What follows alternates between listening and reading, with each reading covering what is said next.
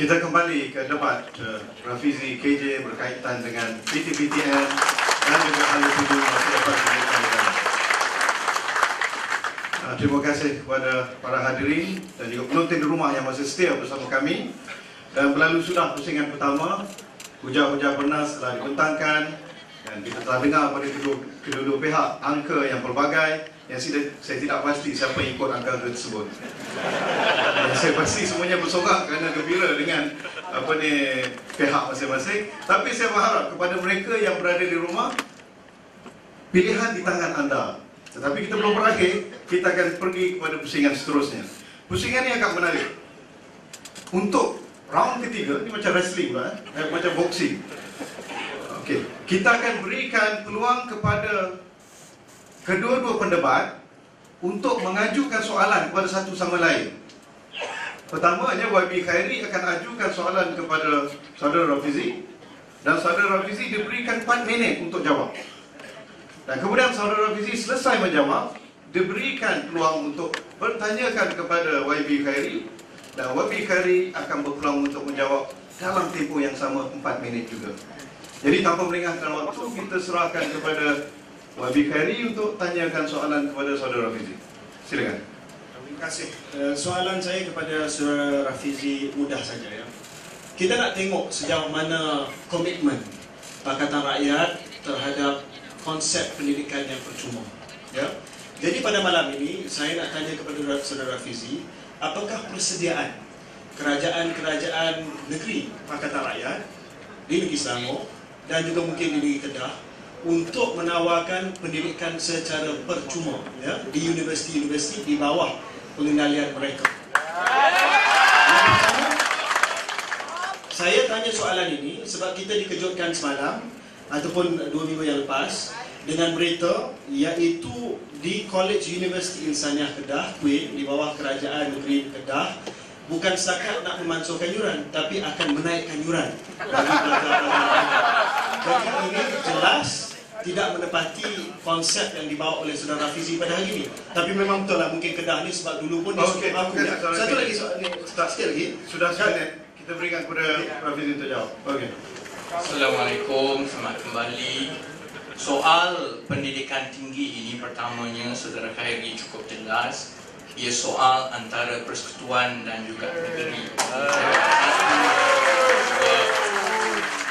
Jadi kita tahu siapa yang sepatutnya menanggung perbelanjaan untuk pendidikan tinggi, kerajaan persekutuan, bukan kerajaan negeri. Jawapan saya kepada saudara Khairi mudah sahaja.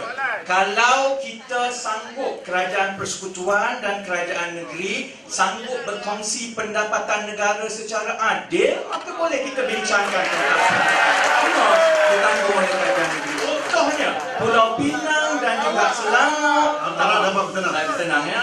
Sila hormati. Contohnya negeri Selangor dan negeri Pulau Pinang menyumbang hampir 40% sumber kewangan negara. Tetapi berapa sen sangat yang diberikan? Kalau ini boleh dibuat, insya-Allah kita boleh lancar dan laksanakan di negeri-negeri yang kita perintah.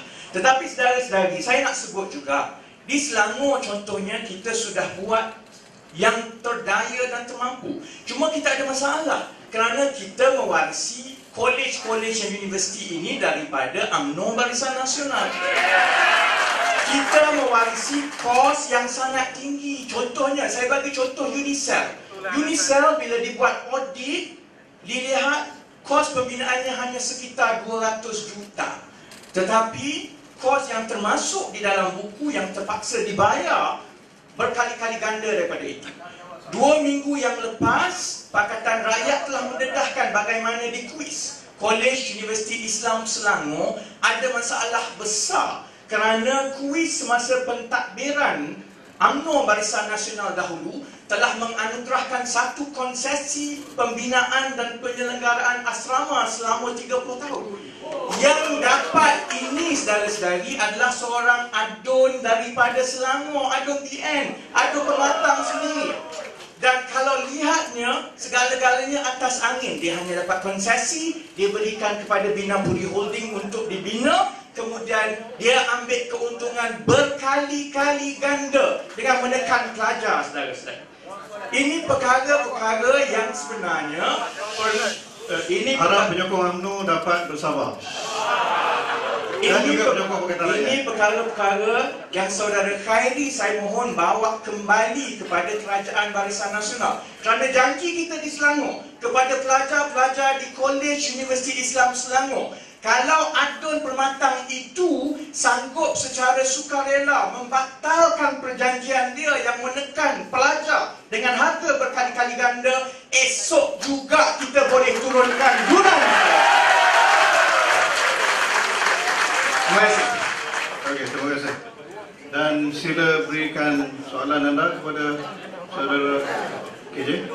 Saudara Khairi, antara tahun 2004 dan 2008, ketika Tun Abdullah Badawi adalah Perdana Menteri Malaysia, saudara adalah penasihat utama beliau. Pada ketika itu juga, di antara tahun 2004 hingga 2008, Kerajaan Barisan Nasional telah mengambil wang Petronas sebanyak 237 bilion, iaitu lebih daripada separuh segala jumlah wang yang pernah diberikan oleh Petronas kepada kerajaan dari tahun 1974 hingga 2010. Soalan saya, daripada jumlah 237 bilion itu, berapa yang dibelanjakan untuk pelajar, berapa yang dibelanjakan untuk pendidikan tinggi, berapa beasiswa baru yang diberikan menggunakan wang Petronas, dan apakah sejauh manakah wang itu yang dibelanjakan demi kebajikan pendidikan tinggi? Saudara KJ. Terima kasih. Saya bahagikan jawapan saya kepada dua. Satu respons tadi ya. Tadi Saudara Rafizi kata kalau tak nak buat 1000 dalil, kalau nak buat 1000 daya. Ya, 1000 daya. Apa yang disebutkan tadi bahawa saya cabar beliau untuk mengurangkan yuran secara simbolik, tak payah menghapuskan yuran. Tak nak buat, macam-macam dalil. Kata disebabkan konsesi daripada Kerajaan Barisan Nasional dan UMNO. Ya. Saya nak bagi tahu tuan-tuan dan puan, dalam buku jingga mereka, mereka kata kalau menang hari ini, mereka akan batalkan semua konsesi besar untuk IPP syarikat yang buat penajaan ataupun yang buat penjanaan elektrik. Disebut bahawa dalam buku jingga kalau menang, dia akan batalkan semua kontrak gas subsidi untuk IPP syarikat yang buat penjanaan kuasa. Kalau dalam buku jingga boleh buat janji yang begitu gah bahawa esok menang akan batalkan kontrak. Ini kontrak kecil Kolej Universiti Islam Negeri Selangor pun tak boleh tak ada kuasa sebagai kerajaan negeri. Kalau berani janji bahawa sanctity of contract, mereka boleh rombak perjanjian yang lebih besar yang melibatkan syarikat penjanaan elektrik. Ini pula kontrak yang kecil pun tak boleh buat. Tolak balik kepada Barisan Nasional. Inilah yang bermaksud kalau tak nak buat 1000 dalil. Itulah. Menjawab soalan tadi, kita konsisten. Saudara Rafizi pun tahu bahawa semenjak 2003 sampailah ke hari ini, di mana sumbangan daripada Petronas, royalti, cukai, dividen Petronas meningkat dengan begitu mendadak. Dia pun tahu bahawa jumlah yang dibelanjakan, jumlah total yang dibelanjakan untuk pendidikan pun meningkat. Ya. Setiap tahun pendidikan merupakan sektor yang terbesar dalam belanjawan negara dalam bahagian sektor sosial. Jadi tidak ada apa-apa tomahan yang saya rasa boleh tempias kepada muka Barisan Nasional. Pendidikan antara item dalam belanjawan negara daripada dulu sampai sekarang yang diberi keutamaan dalam belanjawan. Okey, harap mendengar penyokong PR. Wah, sudah jawab? Okey. Saya cukup seronok dengan YBKJ. Dia boleh bagi, bukan sekadar menepati waktu, tapi boleh menjimatkan waktu. Okey, kita bagi kepada ruang keempat. Bukan mudah untuk pendebat menepati waktu. Jadi saya berikan penghormatan kepada kedua-dua mereka yang boleh menepati waktu. Okey. So, round keempat. Round keempat ni saya rasa yang paling menarik. Kenapa? saya akan bunyikan soalan kepada mereka. Soalan ini kita akan mulakan dengan Rafizi, dan Rafizi akan diberikan waktu. Soalan mula kepada Khairi. Khairi akan diberikan waktu 5 minit saja untuk menjawab soalan saya yang amat mudah ni.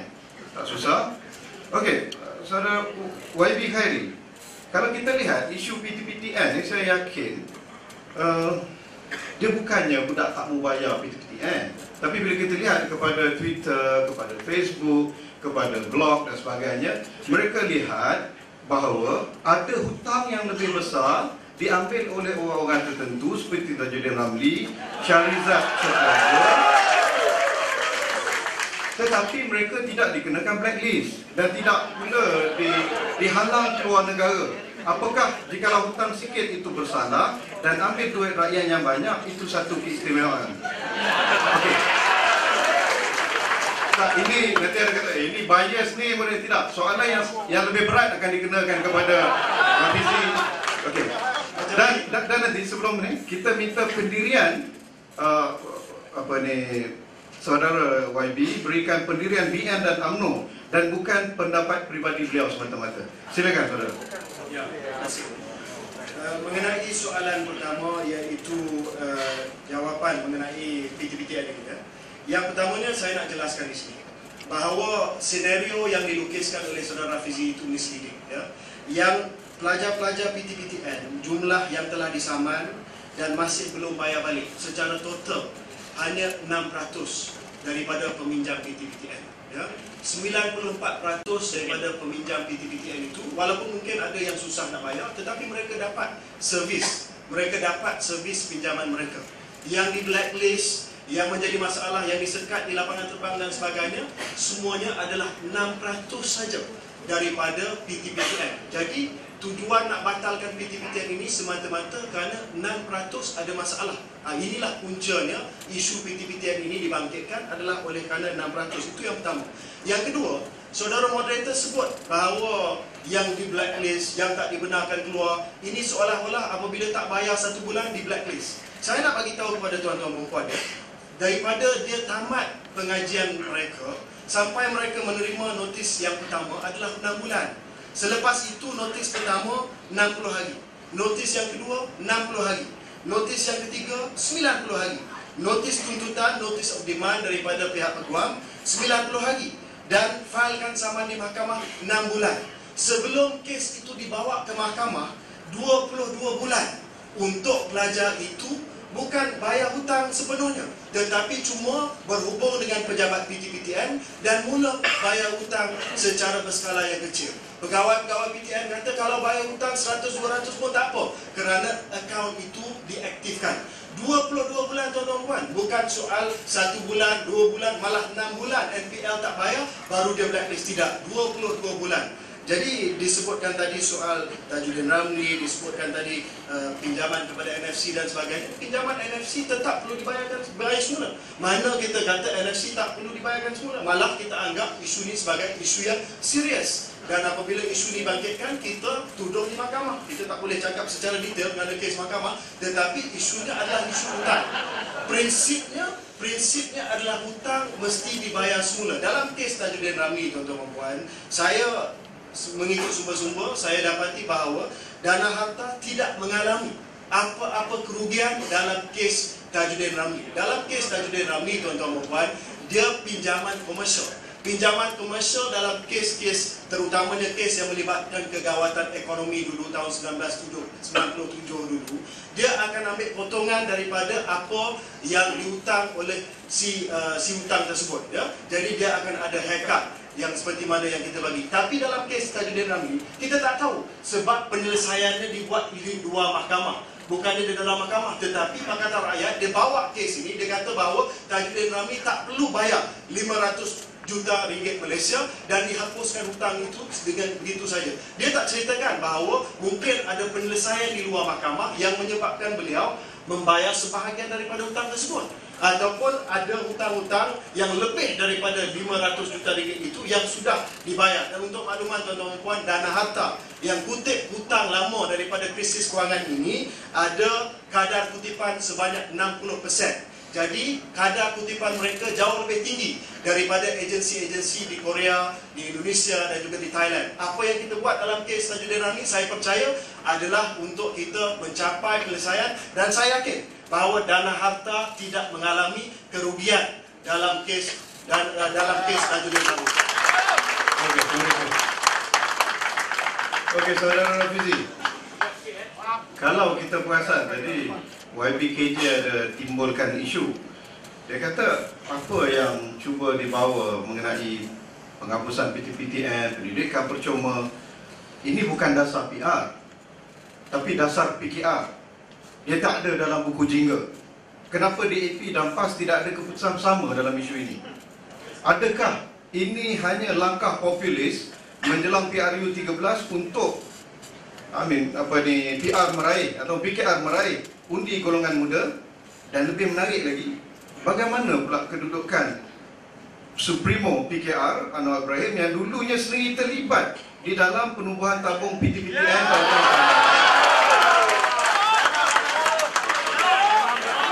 yang itu kena tambah masa, ada 4 soalan. 4 minit, 5 minit. 5 minit lah. Saya nak ulas sedikit sebelum saya jawab. Sebut NFC ni saya kena ulas lah. Kalau saudara Khairi beritahu hutang NFC akan dibayar oleh Datuk Seri Shahrizad Jalil, saya minta kita semua percaya, sebab dia memang rapat dengan NFC daripada awal. Minta penyokong UMNO tenang. Okey. Yang kedua pula ialah tadi saya dengar panjang lebar saudara Khairi seolah-olah menjadi peguam Tan Sri Tajudin Ramli. Cuma saudara tak jawab soalan yang paling penting yang ramai orang muda nak tahu. Kenapa bilis kita tekan dan senarai hitam tetapi jerung kenyang dan terlepas? Yang ini soalan Dr. Mazli tadi, kembali pada soalan yang pertama tentang dasar. Kononnya ini hanya dasar PKR. Kita ada wakil-wakil dari PAS di depan, termasuk Dr. Zulkifli, yang bersama-sama mengubah dasar dalam Pakatan Rakyat. Saya boleh sahkan dan saudara-saudari boleh lihat dan semak semua kenyataan akhbar yang dibuat bersama oleh Majlis Pimpinan Pakatan Rakyat. Dasar pendidikan percuma adalah dasar yang didukung sepenuhnya oleh Pakatan Rakyat. Malah kenyataan Datuk Seri Haji Abdul Hadi Awang lebih tegas dalam soal ini berbanding dengan Datuk Seri Anwar Ibrahim, kerana beliau merujuk kepada kajian dan penulisan yang dibuat oleh Ibn Khaldun. Mereka yang tak tahu Ibn Khaldun ni siapa, semak. Dia ini dulu ulama besar, pakar ekonomi ternama dunia 1200 tahun yang lepas. Ibn Khaldun menulis dalam kitabnya secara jelas bahawa pendidikan ini adalah satu pelaburan.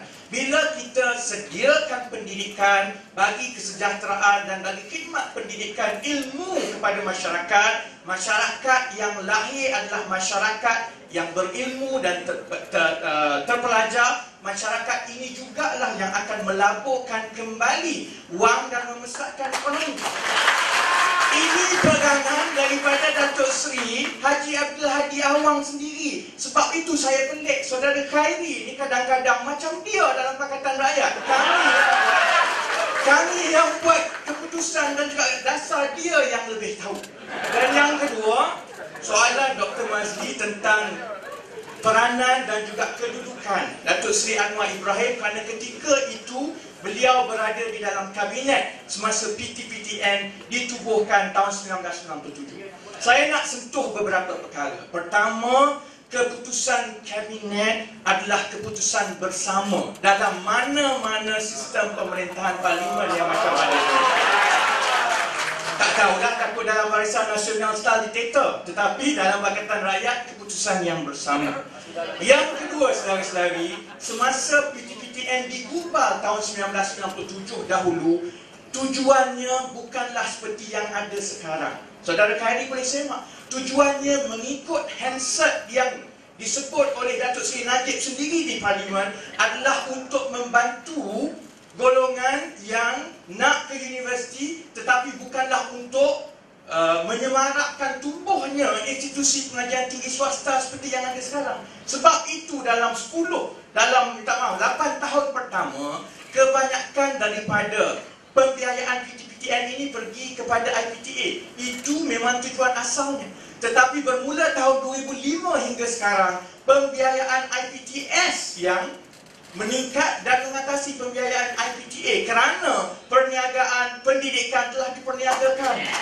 Dan PTPTN ini menjadi modal yang menyebabkan pendidikan diperdagangkan yang menyusahkan rakyat, saudara-saudara.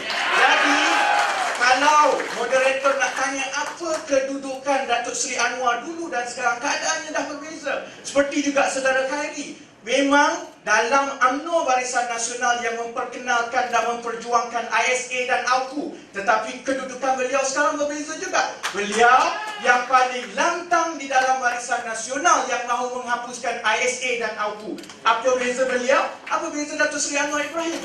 Keadaannya dah berbeza. Okey, kita pergi kepada soalan seterusnya. YB Khairi. Ada yang berpendapat bahawa IPTS yang melata di Malaysia merupakan pihak yang paling banyak menikmati natijah dari pelaksanaan PTPTN. Selain daripada penuntut itu sendirilah. Dan jikalau dihapuskan PTPTN, maka IPTS adalah pihak yang paling teruk akan mengalami kerugian. Kalau ikut kenyataan Datuk Saifuddin, dia kata 60 ITS yang akan gulung tikar. Tetapi Datuk Ahmad Maslan lagi sedap. Dia kata 500 IPTS yang akan gulung tikar. Saya pun tak tahu yang mana benar. Boleh saudara Khairi terangkan kepada kita tentang fenomena ini? Silakan. Terima kasih kepada Tuan Moderator. Saya nak pergi kepada apa yang disebutkan tadi, iaitu perbandingan antara IPTA dan IPTS. Memang betul kalau kita tengok dari segi amount keseluruhan yang diberi kepada IPTS dan IPTA, nilai pinjaman PTPTN itu lebih banyak diberi kepada IPTS dan bukannya IPTA. Tetapi bagi saya, itu angka yang tidak menceritakan gambaran yang sebenar. Gambaran yang sebenar bukannya nilai. Sebab kalau kita tengok dari segi nilai, sudah pastinya nilai IPTS jauh lebih besar. Sebab dia punya yuran lagi tinggi daripada yuran IPTA. Kalau di IPTA, tuan-tuan dan puan, kita hampir memberi pendidikan percuma. 80% daripada yuran di IPTA disubsidikan oleh kerajaan Barisan Nasional. Disubsidikan oleh kita hanya minta pelajar melabur 20% yuran mereka, sama ada dalam perubatan, dalam apa saja fakulti, supaya kita ada shared responsibility. Kita ada tanggungjawab bersama untuk masa depan negara kita. Kalau ikut cerita Saudara Rafizi tadi, Ibn Khaldun sebut bahawa pendidikan ada pelaburan. Pelaburan itu bukan hanya kerajaan yang buat, tetapi mahasiswa harus juga buat pelaburan. Mahasiswa adalah golongan yang terpelajar. Mereka ada earning potential. Takkanlah mahasiswa, tuan-tuan dan puan, tidak mahu menyumbang kepada masa depan negara. Duit yang itu bagilah kepada kawasan luar bandar, bagilah kepada kampung, bagilah membina sekolah dan universiti dan jalan kampung, tuan-tuan dan puan. Maaf ya. Ini adalah keutamaan yang kita bagi. Jadi saya nak balik kepada apa yang disebutkan tadi. Dia kata, oh semua pergi kepada IPTS. Jauh lebih besar pergi IPTS daripada IPTA. Memang betul. Nilai contohnya 2011 PTPTN, amount yang dikeluarkan untuk IPTS 2.7 bilion ringgit. Nilai yang dikeluarkan untuk IPTA 2.2 bilion ringgit. Bezanya tak banyak. Tetapi dari segi jumlah pelajar yang dibiayai oleh PTPTN, tuan-tuan dan puan, IPTA 123,000 pelajar yang kita hantar melalui PTPTN ke IPTA. IPTS cuma 76,000 saja, hampir separuh. Jadi tak betul kalau dicakap bahawa ia menguntungkan pelajar-pelajar IPTS dan IPTS dan bukannya IPTA dan pelajar-pelajar IPTA. Yang kedua, soal Saudara Dr. Mazli tadi, cakap soal piawaian IPTS, standard IPTS. Memang kita mengakui bahawa ada setengah IPTS yang tidak menepati piawaian. Tetapi tidak bermaksud bahawa kerajaan Barisan Nasional tidak buat apa-apa. Dalam tempoh masa daripada 2007 sehingga 2011, tidak kurang daripada 100 IPTS dibatalkan pendaftaran mereka. kerana pemantauan yang rapi yang dibuat oleh Kementerian Pengajian Tinggi. Dan pada hari ini kita panggil IPTS untuk ditubuhkan di Malaysia, bukan IPTS yang tidak ada nama. Contohnya Monash, Kertih, kita panggil Newcastle Medical School, Nottingham dan sebagainya. Jadi kualiti IPTS sedang meningkat dan kita pastikan bahawa IPTS yang dulunya tumbuh seperti cendawan, hari ini adalah pemantauan untuk menjaga kualiti IPTS tersebut. Sikit lagi saya nak sebut. Tadi disebut bahawa perbezaan Datuk Seri Anwar dan sebagainya, saya pun beza dan sebagainya, hari ini pendirian saya dah lain. Kalau gentleman, kalau betul-betul tak setuju dengan PTPTN dulu, jangan kata alasan ini collective responsibility. Kalau gentleman dalam kerajaan, kalau tak setuju, Tajudin Ramli beli saham. Kalau tak setuju, PTPTN ditubuhkan, letak jawatan daripada kerajaan. Tengok, Tun Musa kita, Timbalan Perdana Menteri Pertama Tun Mahathir. Tak setuju, gentleman letak jawatan. Tapi Anwar Ibrahim dulu setuju, hari ini keluar jadi pemangkat letak gentleman akan memahami collective responsibility. Tak setuju letak jawatan, jangan tunggu, jangan duduk dalam kerajaan kerana kemaruk kuasa nak jadi Perdana Menteri Malaysia.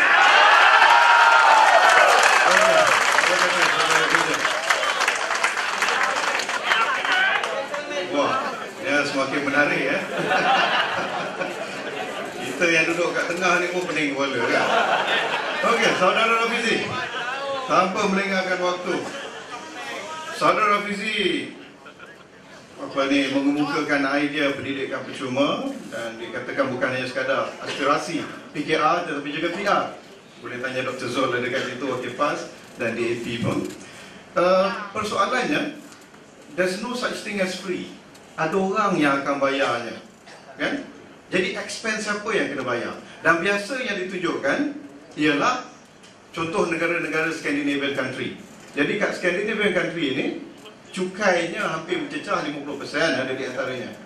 Tetapi dalam satu waktu, kalau kita lihat kesan daripada itu, nisbah tertiary education atau golongan pendidikan tinggi di kawasan Scandinavian country daripada 70 hingga 100% golongan pendidikan tinggi. Cuma dia terpaksa dibayar dengan cukai yang tinggi. Ini menurut Human Development Report UNDP 2011. Persoalannya, Saudara Rafizi, adakah ini merupakan masa depan negara? Kita terpaksa bayar cukai yang lebih tinggi untuk pendidikan percuma, ataupun PR ada blueprint sendiri untuk pendidikan tinggi negara di masa depan? Silakan. Terima kasih Dr. Mazli. Soal bila kita merancang untuk menawarkan pendidikan percuma, macam saudara Khairi juga kami dah kira.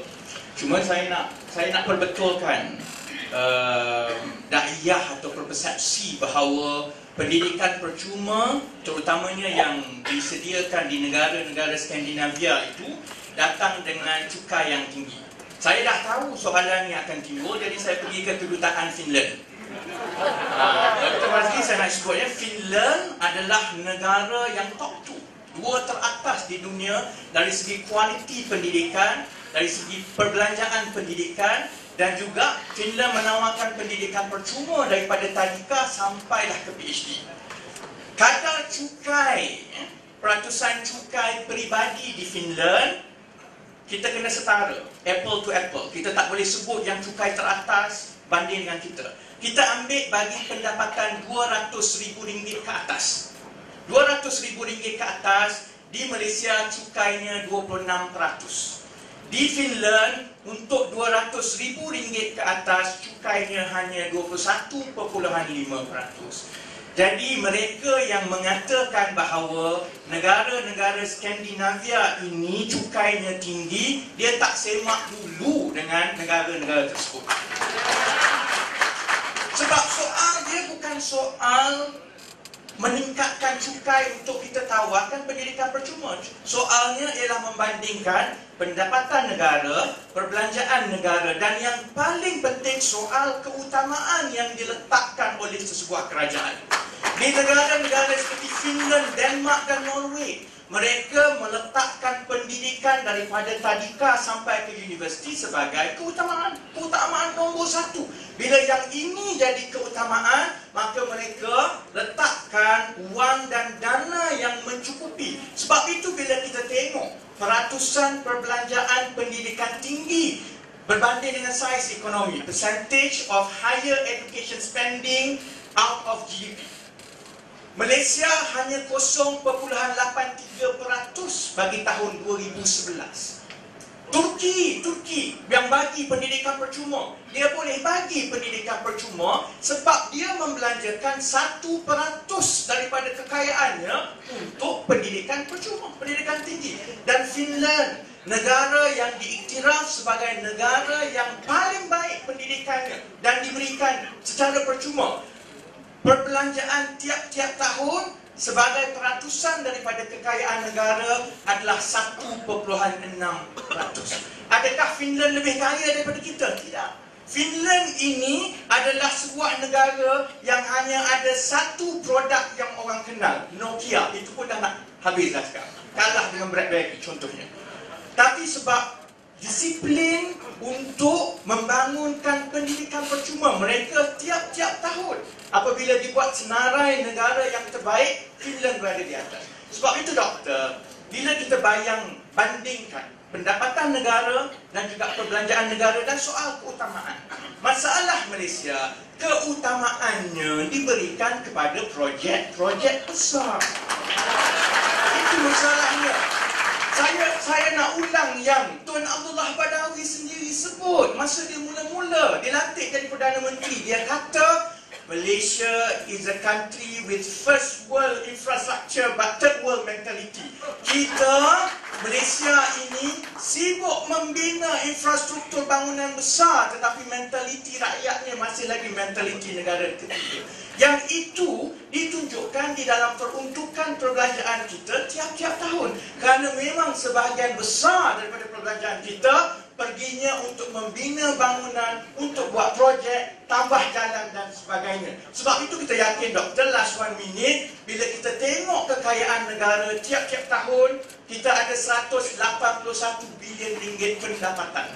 Kita pinjam 40 bilion ringgit untuk kita dapat belanjawan yang saudara Khairi sebut tadi 220 bilion. Tetapi rakyat juga tahu, kalaulah negara kita ini berjimat, hapuskan rasuah, buat tender terbuka, dengan mudah kita boleh selamatkan 30 bilion tiap-tiap tahun yang boleh kita gunakan 5 bilion tiap-tiap tahun untuk menampung pendidikan percuma tanpa sedikit pun kita naikkan peratusan cukai.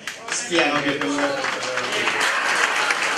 Okey, berakhir sudah pusingan kedua kita atau segmen kedua, dan kalau tadi kita berterima kasih kepada kedua-dua pendebat ini, tapi saya ingin ucapkan terima kasih kepada para penonton sekalian. Walaupun ada jeritan, walaupun ada sungutan, tepukan, itu normal lah. Itu maksudnya kita masih manusia yang mempunyai diri rasa.